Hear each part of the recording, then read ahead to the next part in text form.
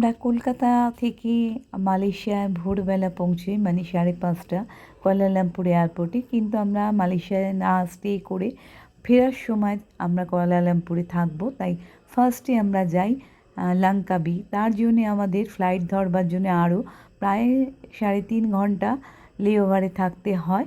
আর সেই টাইমে আমরা ব্রেকফাস্ট করি। আর লাঞ্চে অবশ্যই লাঞ্চগুলো 5 স্টার ক্যাটাগরি হয়, তো এভরিথিং থাকে। এবং তারপর আমরা যেটার জন্যে লাংকাবি যাওয়া মেন আকর্ষণ ফ্লাইট, মানে আমরা ফ্লাই করতে করতে সমুদ্র অ্যারাবিয়ান সিটা দেখব, সে যে কী অপূর্ব। ইউটিউবে দেখেছিলাম, সেটা যখন চোখে নিজে দেখলাম মানে সেই অনুভূতি দারুণ দারুণ। একদম সমুদ্রের ওপর দিয়ে যাচ্ছে। প্রচুর ভিডিও করেছি, তার মধ্যে একটা ছোট ভিডিও শর্ট করলাম। অপূর্ব, মনে মানে মন ভরে তো গেল এবং মনে ধরে রাখলাম। আর মনে হচ্ছে যেন আবার একবার যাই।